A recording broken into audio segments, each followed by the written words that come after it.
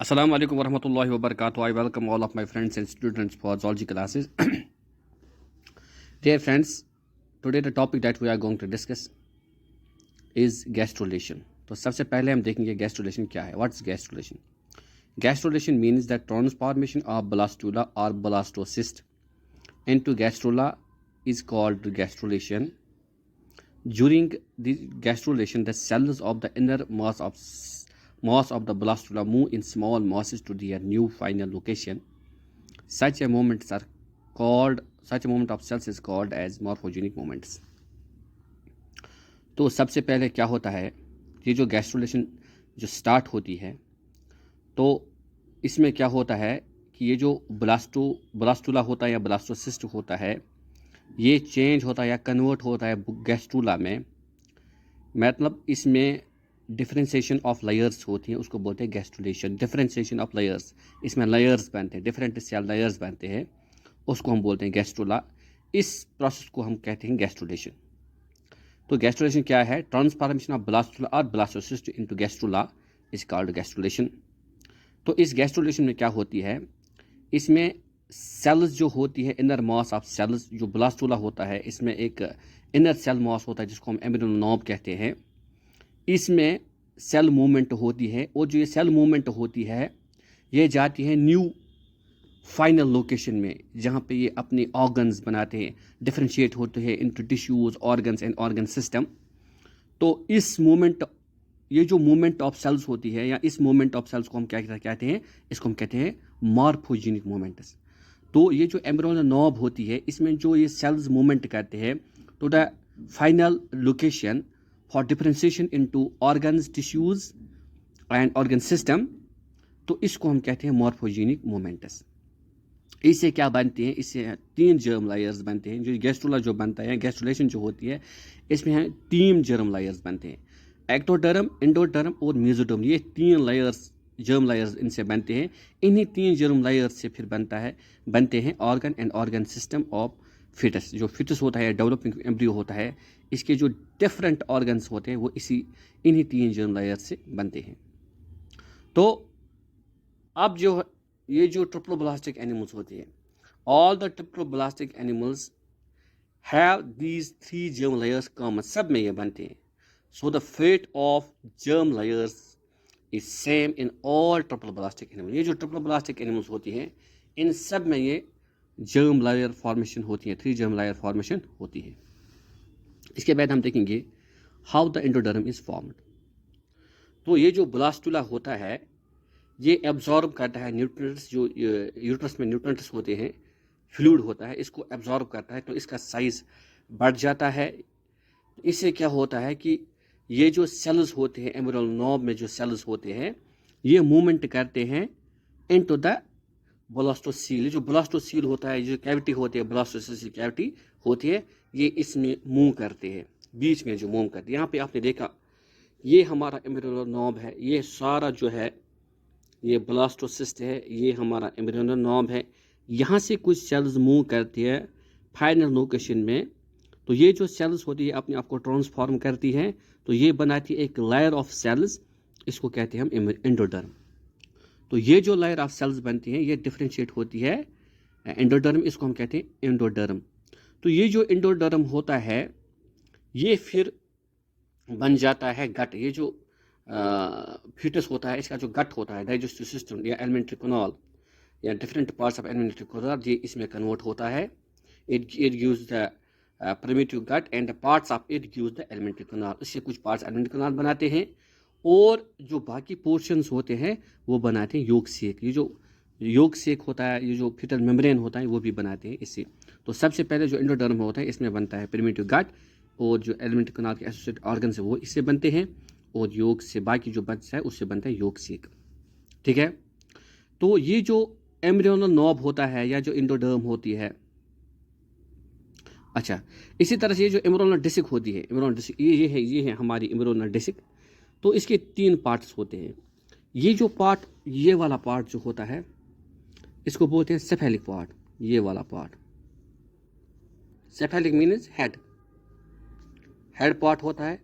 तो ये होती है embryonal disc.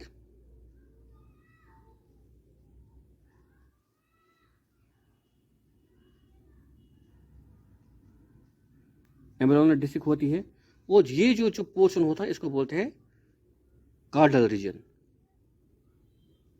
Chordal area of embryonal knob. ये जो कॉर्डल एरिया है इसको बोलते हैं कॉर्डल एरिया।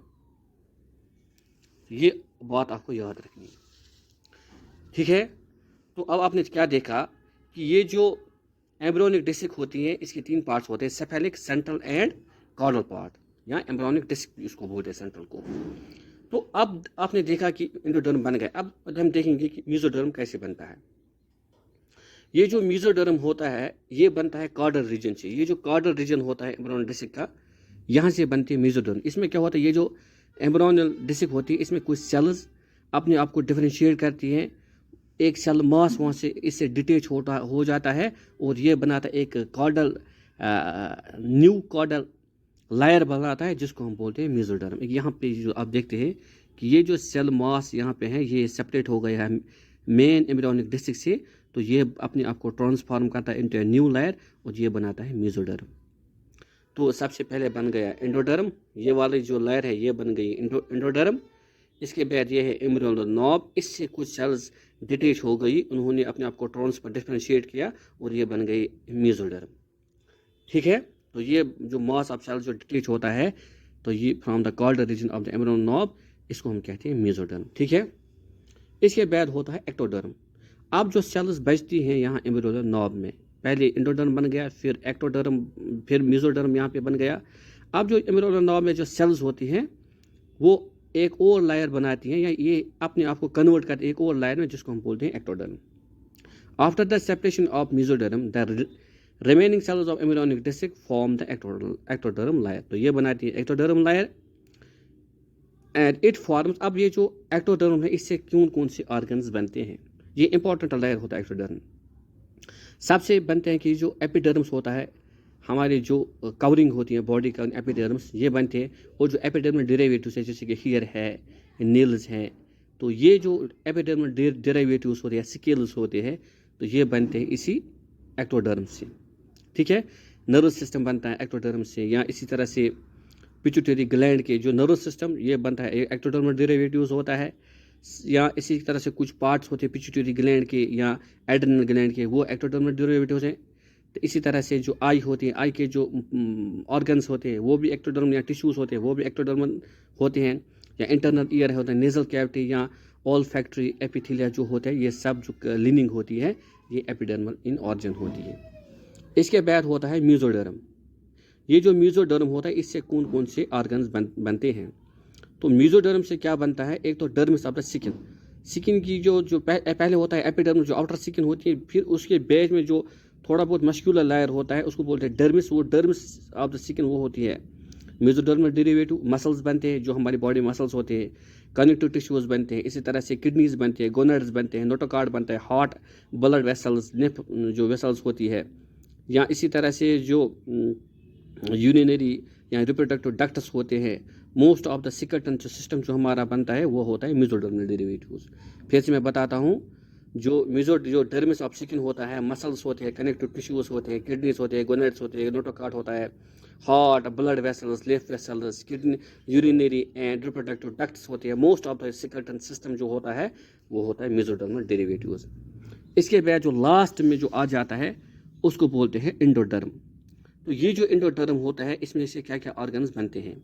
सबसे जो गट की जो लिनिंग होती है वो बनती है एंडोडर्मल, या एक तो गट की लिनिंग और जो हाइंड गट होता है वो एंडोडर्मल डेरिवेटिव्स होता है। इसी तरह से कुछ ग्लैंड्स होते हैं जैसे कि पेनक्रियास है, लिवर है, या इसी तरह से इंटरनल इंटेस्टाइनल ग्लैंड्स होते हैं, या प्रोस्टेट ग्लैंड है, या इसी तरह से गैस्ट्रिक ग्लैंड्स होते हैं। तो यहाँ जो इनर टेम्पेनिक मेम्ब्रेन जो होता है ईयर का, या इसी तरह से जो लंग्स होते हैं, यूरिनरी ब्लैडर होता है, ये सब होते हैं एंडोडर्मल डेरिवेटिव्स। फिर से मैं कहता हूँ, lining of the gut and hind gut होता है एंडोडर्मल डेरिवेटिव्स। तो इससे बनते हैं गोनाड्स, जो ओवरीज और टेस्टिस होते हैं वो बनते हैं, पेनक्रियास बनता है, लिवर बनता है, जो हमारे मेन ग्लैंड्स होते हैं, या गैस्ट्रिक ग्लैंड्स होते हैं, इंटेस्टाइनल ग्लैंड्स होते हैं, या इसी तरह से प्रोस्टेट ग्लैंड्स होते हैं, inner layer of the tympanic membrane of year होता है, लंग्स होते हैं, या इसी तरह से यूरिनरी ब्लैडर होता है। ये बनता है हमें किससे, इसी एंडोडर्म से। तो ये थे ये था आज का हमारा टॉपिक जिसमें हमने पढ़ा formation of endoderm, mesoderm and ectoderm. Thank you my dear friends for watching.